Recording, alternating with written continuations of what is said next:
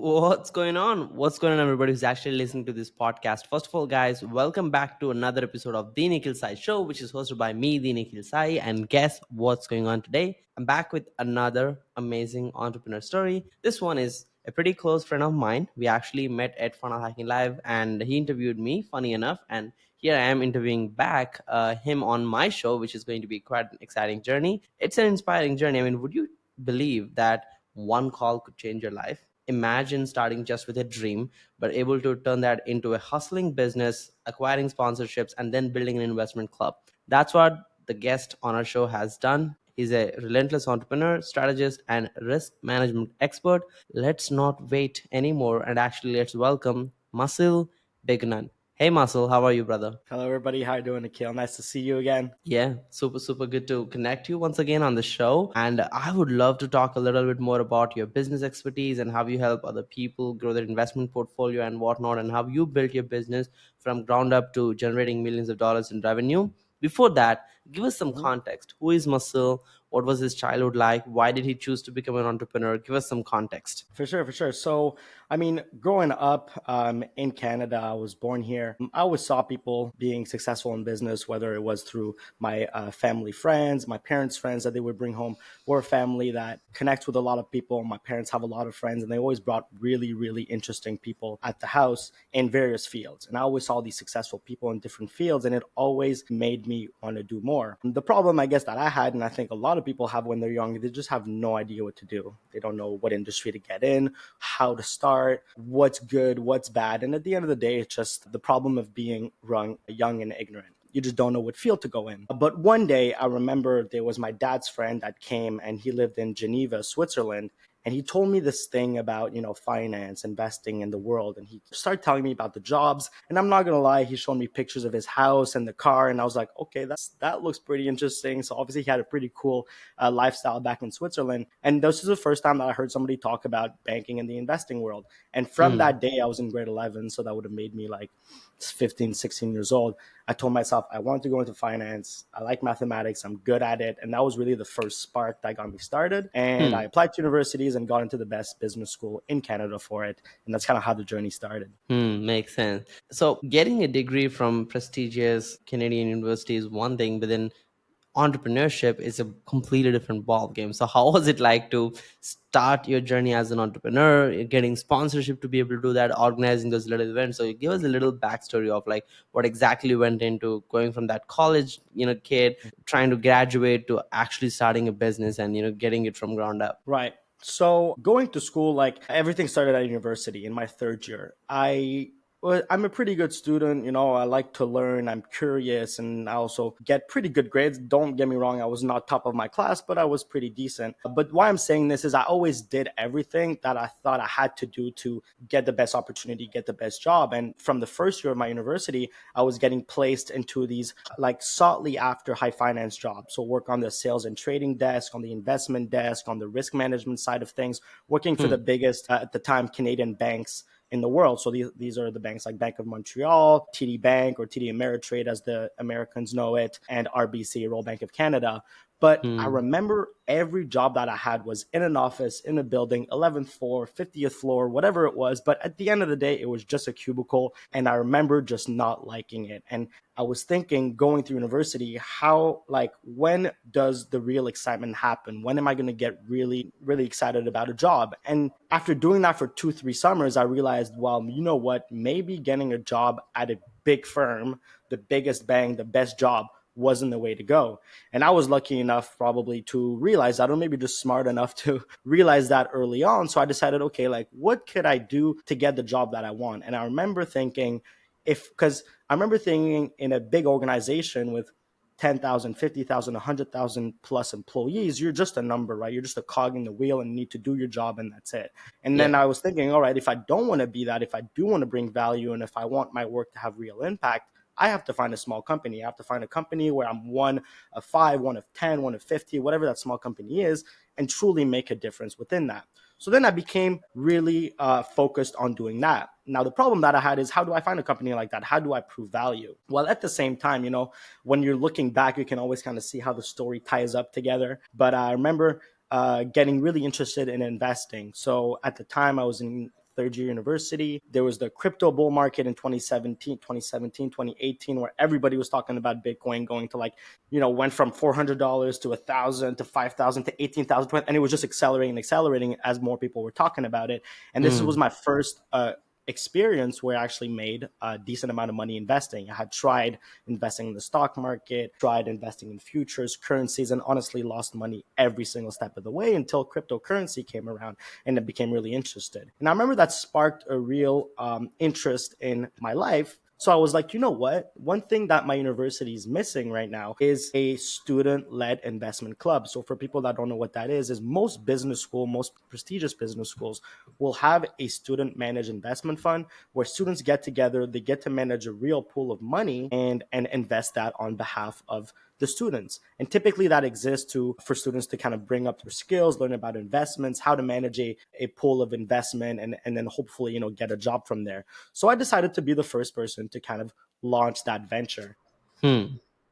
I don't know if you want me to go through it right now or just kind of explain you how my journey was doing that. Yeah, that was pretty cool. Understanding that even when you're in college, you could really make big initiatives and like really get into, discover the entrepreneur side of your business. So makes sense. So in early, you kind of found that, Bitcoin boom and, you found your passion for investment. How did you turn that into like a real business after college? And, you have a business where you work with people in the retirement space and, who actually want to grow their wealth, and you build a successful service around. So walk us through, how did you go from that college investment club to building a real business outside college?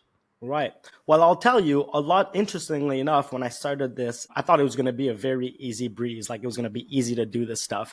And I was lucky enough to go through that experience of building something from the ground up because I was able to transfer that to a real business. And I'll get to that in a second. So, first thing before I get into it, I'll tell you how this club kind of started. I first went to the Department of Management, the business school, to ask for money to fund the actual investment, right? Opening the trading account and all that stuff. And they honestly laughed me out of the room. They said, "Oh, a lot of people have tried that before. It's never going to work. It's like almost saying don't even try without saying it." And Mm. knowing me, I took that as a challenge. I was like, "Oh yeah, really? Nobody's done it before? Let me prove you wrong." I left that summer and all I did was focus on getting funding, open a trading account, and do all of these different things to be able to make my dream a reality. So that involved me going to 30 plus finance offices until a Canadian bank gave me $50,000 to start the fund. From that point on, I had to open a trading account because the trading account had to be opened under a real name. So either mine, which I would have been liable for taxes. So I didn't want to do that as a broke university student. So instead, I went and incorporated the business as a non-for-profit and called it, University of Toronto Capital Management, and then put all the money in it, open, and then asked my friends to become the leaders of the club, and we launched, and we're actually very successful because we never had something like it in the business school, and I showed how there was something missing because there was really big interest. And Hmm. then when we started the year, the school came back and said, hey, how did you do this? How did you start all that? It almost came out as a surprise. And I was like, well, you were the first one that I asked to help me with this. And you guys said no. And once the school kind of started prying into how I did this, how did I open the accounts, I told them I incorporated the business. Big problem. I didn't know at the time. I was a student. You can imagine incorporating a business called University of Toronto without them knowing is a big problem. And I'm managing their money while managing money under it. So then like they put like sticks in my wheel and said you can't manage it this way and all that stuff. And they actually tried to shut down the club. And I told them no. Look at the interest that I got. Look at the number of students that are coming to my events versus department-led events, which honestly weren't as just they had a hard time getting students to come. And I showed real hunger in the business program. And because I put it that way, they told me, hey, look, we'll give you a solution. If you find somebody that's going to take ownership of the money and they're going to open a trading account under their name, you're able to run this. So finally, I just went to a finance professor and said, hey, do you know anybody that would do this for us? And lo and behold, he had a friend called Patrick Serezna, who was a hedge fund manager at the time, managed Hmm. investments. And I told him this exact same story. I gave him a bit of a longer version. And he just kind of laughed and he was like, you know what? I really like what you did there, Masil. You're a hustler. I really love what you did. I'm going to help you out. And that person today was the person that actually hired me out of university. And Patrick Mm. Ceresna today is my boss, my leader, my mentor, and actually now business partner, which I can get into here in a second. What I want to say is every single step of opening that student club was met with hardship, was met with hurdles, and I overcome one of them one at a time. And the point of my story is you'll find this in business all the time. And I was lucky enough to see it early on before even starting a real business. This was more of a student group thing, but the same things transferred. I had to overcome problems and I didn't even know the problems existed until I got there. And that's kind of Mm. what business is. Every time you think you're solving a problem, another problem comes, then you need to solve for that one. And that's how you know that you're growing, right? And I was able to transfer all of that in the business that we're building today. And I'm sure we'll get to that here in a Makes second. sense. That's pretty impressive how you went from like trying to figuring it out to actually finding a mentor who has previous experience in hedge funds, who is willing to support your vision, and now he's your business partner. So I think that is in itself is a skill to find a mentor, to have them mentor you and convert that relationship into a business and a long-term business engagement where now you're partners. So give us a mini masterclass on how do you actually network, how do you actually find right partners and mentors and connections that can get you faster results in your life. For sure, for sure. I always say, like, in life, no matter what you do, I mean, I feel like a lot of people do things because it benefits them. And at the end of the day, you shouldn't be doing anything unless it benefits you in a certain way. But if you have a chance to do something bigger and benefit you in some sense, you should do it.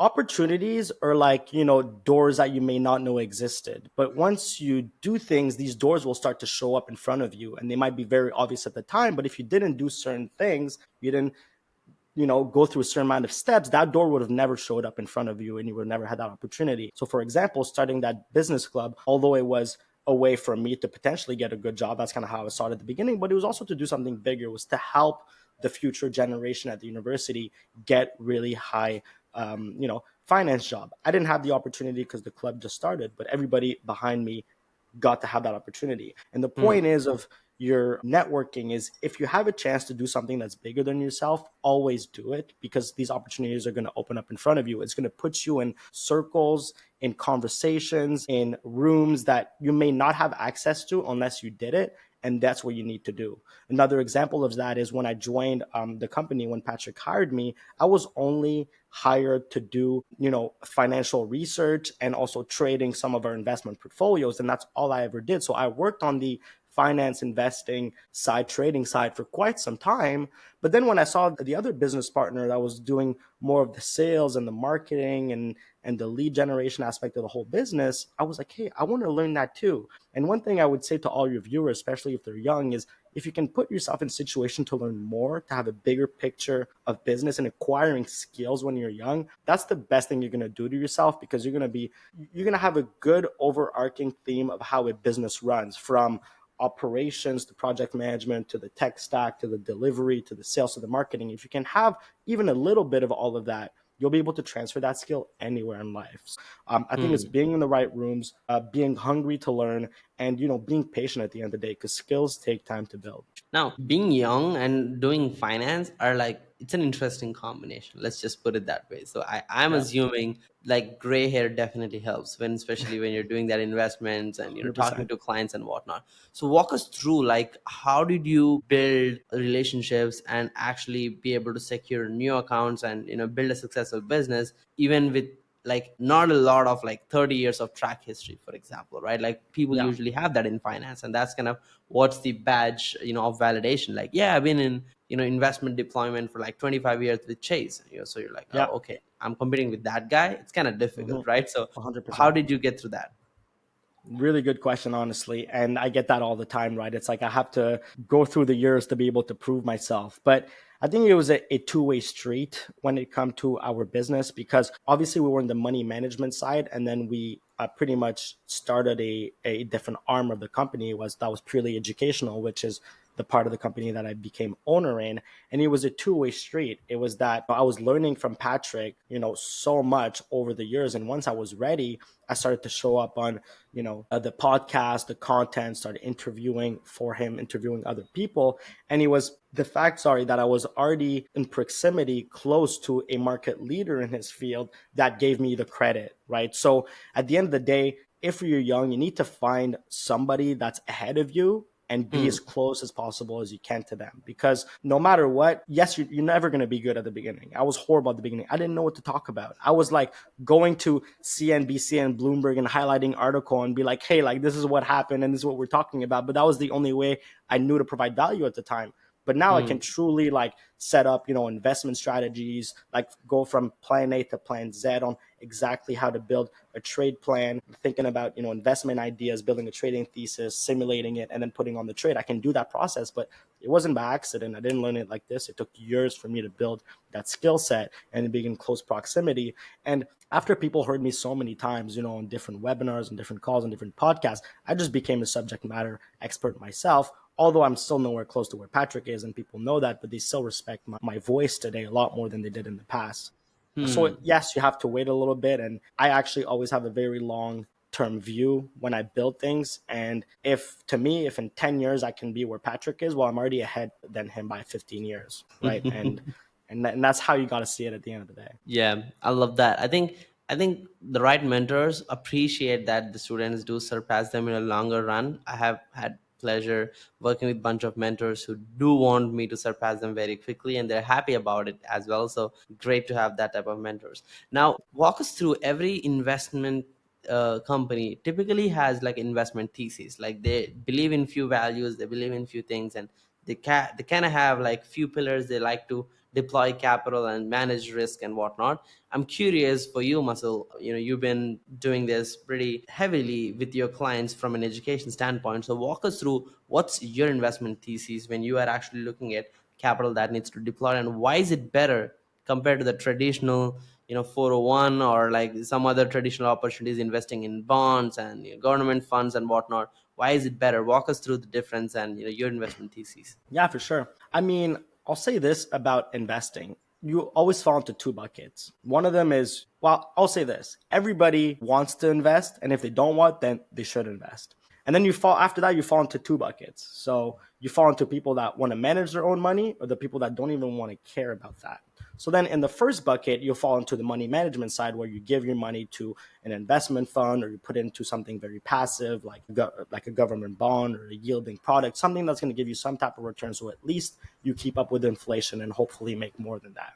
Otherwise, you're losing purchasing power over time. And then there's the bucket of people that want to self-invest for themselves. And we found from running our business that people want to do that for two reasons. One is they know that they think they can beat the market. And number two is actually out of pure interest. And over years of actually trying to find our avatar and niching down to a certain amount of people, we realized that retirees for us was the most interesting. Why is that?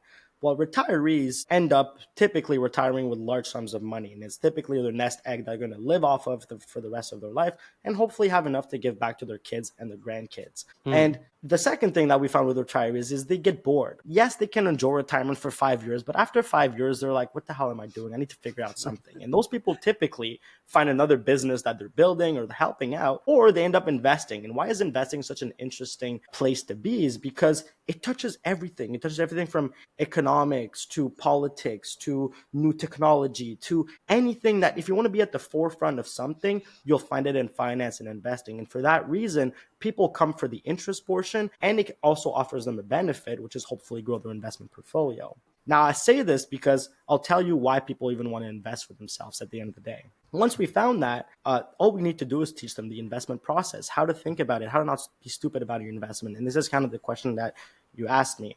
And when it comes to investment process, I can already tell you there's thousands, 10,000 different ways to invest. And every Hmm. single person is going to be different.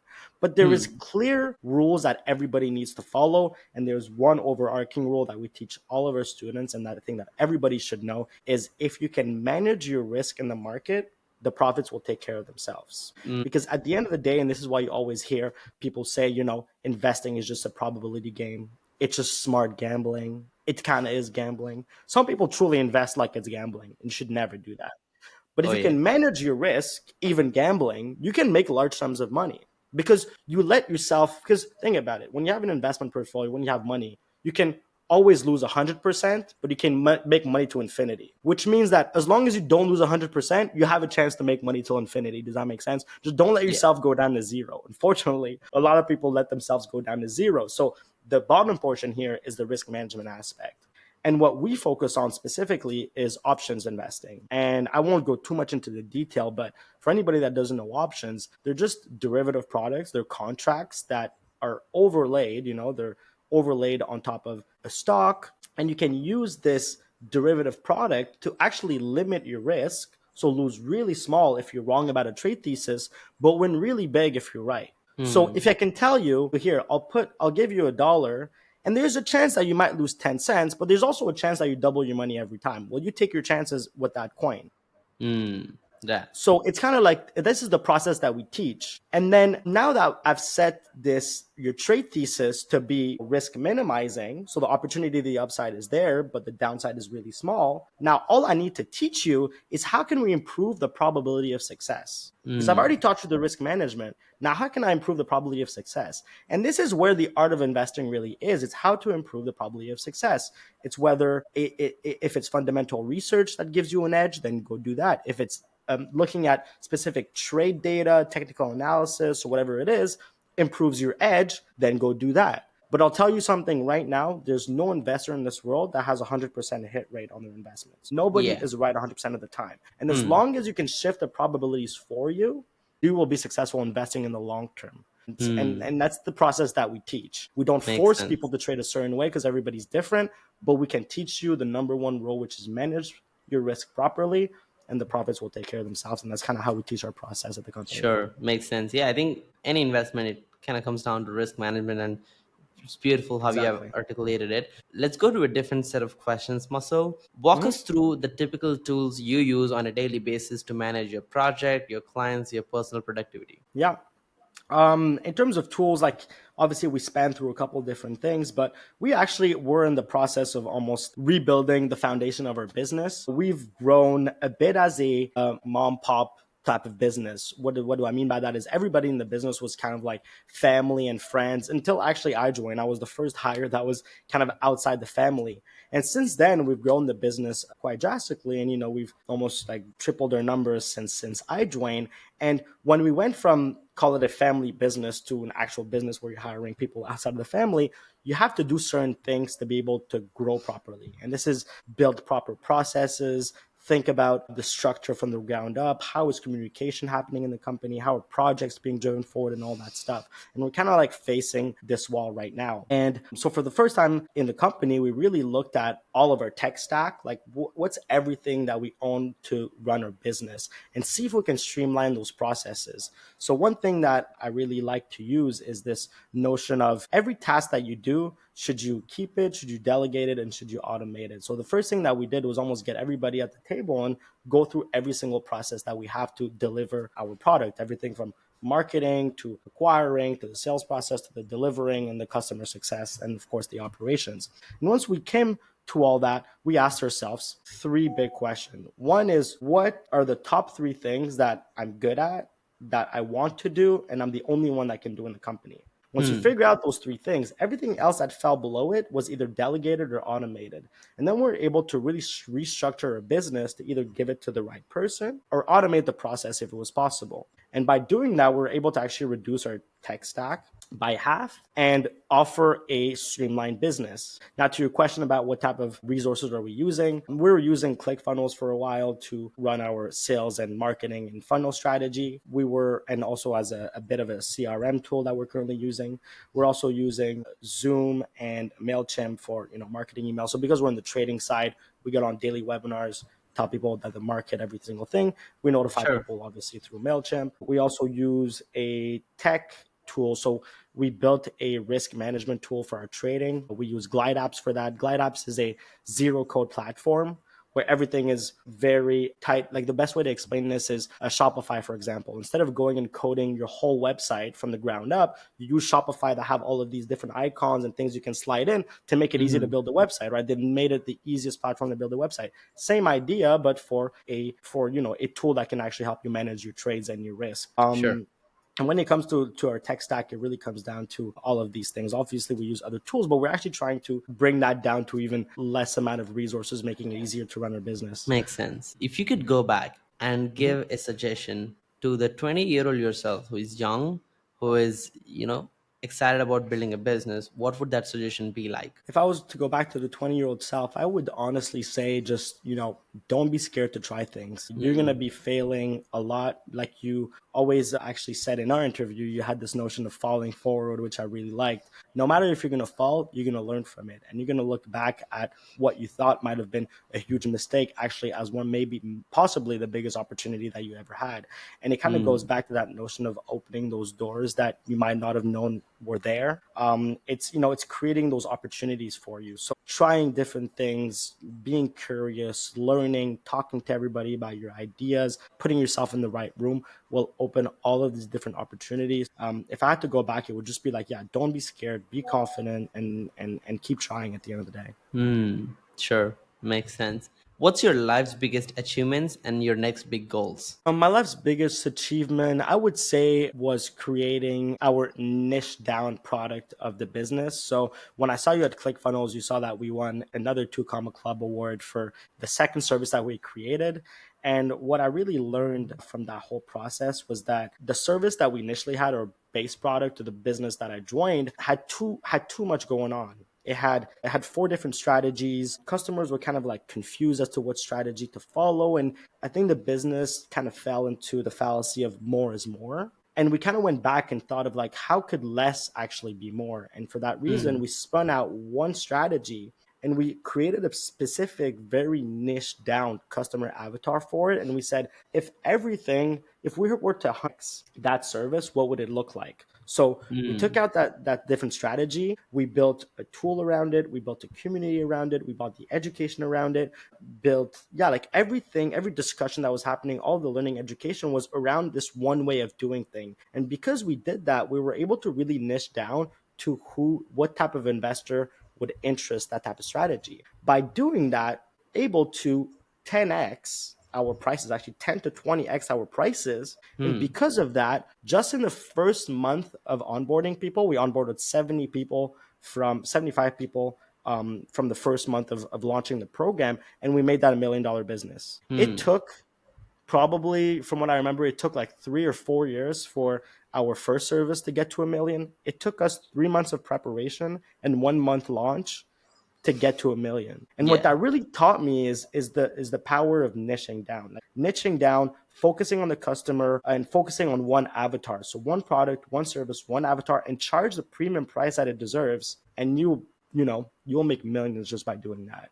Yeah. And I think that was the greatest achievement because I saw that change and that business start from the ground up. And then I got, my two Comma Club award over that. So I would say that was my biggest achievement up Sure. to date. And going forward, honestly, it's building the rest of that business. We are missing a base level product for it. We have a bit of a, like I said, when you fix a problem, there's always a problem coming up. We have a problem with a lead flow just because it's a complicated strategy to implement. And you need to have a certain amount of knowledge, skills, and just options to be able to do it. So Mm. we're trying to fix the education part of it. Like, what's the middle ground that gets people interested enough and learning enough that they want to get more? And that's kind of like what we're doing. And we're hoping to make that business, a $10 million business by next year. And that's really what I'm looking forward to. Makes sense. Yeah, that's pretty awesome, and I hope you hit the $10 million goal. And I'm curious, what inspires you every day to wake up, get to work, handle the sales, clients, fulfillment, do these workshops and whatnot? What's the primary motivation for you to do the work required? I gotta say, honestly, like what excites me the most is just to just build at the end of the day, offer value to other people, helping the people around me, showing that success is possible and it can be done quickly if you're working on the right things and if you're working on yourself. And proving that to the people around me and giving back and helping in any way I can. I'm doing what I can right now, but I know I can do a lot more in the future is really what drives me. Hearing Mm, from customers that we've changed their lives, we've changed their family's life. Like some of the best stories that I hear that keeps me going from customer journeys is they've been able to reconnect with their kids. These are people that brought their kids to learn with us, and now they have like a common ground that they can talk about, right? They could have gone 5, 10 years without really speaking about anything, and now that they're both interested in this like investing trading thing, they can both like they have like something to share, talk about every single time. And I think just changing people's life in that way when it comes to on a personal level, on a relationship level, whether it's on a personal side or for a client side,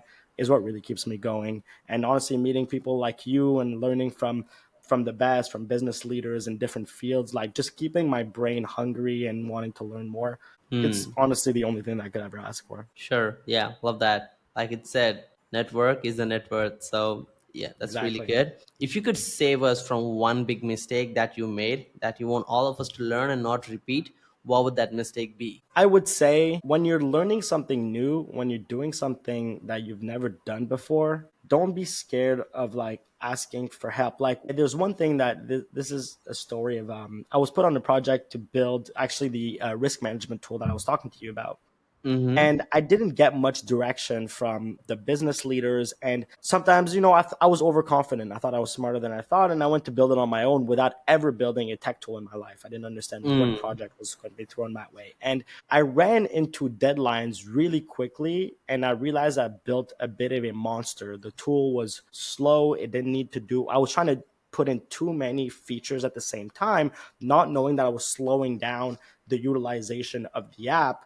And I didn't know the mistake took place until like a month before the deadline. And Mm. funny enough, it's almost like I didn't want to blame myself, but I got mad at my business leaders for not giving me enough direction. But that was my fault. I was overconfident from the beginning, and I put myself in a situation that I thought I knew better. I thought I knew more and I could do it all on my own. But even then, I didn't ask for help. So I think Mm. that when you get put on a project, it's good to be confident. It's good to want to take the lead. But if you're going to take lead on something you've never done before, you got to go find the right resources. You got to be able to get the help that you want, because you might be hurting yourself in the long run if you don't. So that's one thing that I would say is always look, always try and find a leader or somebody else that's walked that path before and give you the advice before you just launch and run Makes into sense. problems.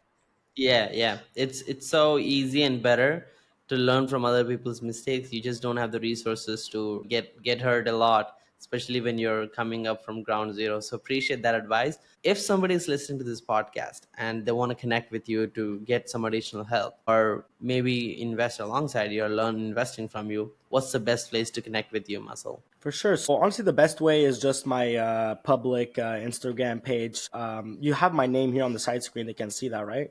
Mm-hmm. Yeah, so Yep. Masil.Begunan, just put a dot here between my name and my last name. You'll find me on Instagram. You'll also find me on LinkedIn if you prefer connecting. Sorry, if you prefer connecting on there. Otherwise, if you're interested in trading, yeah, hit me up. I'll definitely give you a 14-day free trial to our membership. That'll be Big Picture Trading. We do daily analysis of the market on there. And yeah, if you're really interested in learning what options are about, honestly think that we're the number one place here in the market. So we'd love to have you. Perfect. Perfect. Any last words for people who are listening to conclude the show for today? Yeah, for sure. I mean, look, guys, if for anybody listening, you're already doing the right thing. You're not here because you don't want to do something, you don't want to change your life. So you just gotta keep hustling, finding what you love to do, finding a market that wants to do this. Because I'll tell you one thing, and from going to all of these events, like the ClickFunnels events that we do, I literally hear some ideas that almost sound ridiculous. I'm like, how is this person making money in this industry? It almost sounds not real. But what that taught me was that if you are interested in whatever idea that you have, even though it might sound ridiculous, there's with this world, with this interconnected world with social media and the internet and everything, like there's going to be 100, 500, 1,000, probably 10,000, probably even more people that have the exact same interest as you. And if you can be good at it and put your own twist to it, where the product is almost like, yours, your energy, you just need to go and find those people that connect with you, and you'll build a successful business doing that, and you'll be happy doing it, you'll have fun doing it, and you'll want to wake up every day and actually deliver it to your customers, because at the end of the day, you got to get paid. You can't do stuff for free. Yeah, that's so true. Appreciate that, Muscle. And guys, hopefully you enjoyed the show for today. And if you did enjoy the episode, please make sure to share this with your friends who want to build a successful business and who would like to scale and do investing and whatnot. I'm excited for you guys to stay tuned because I'll be coming back with another amazing guest just like Muscle. Thank you so much for jumping on once again. I'll be here with another guest soon. Bye bye. Awesome. My pleasure, man.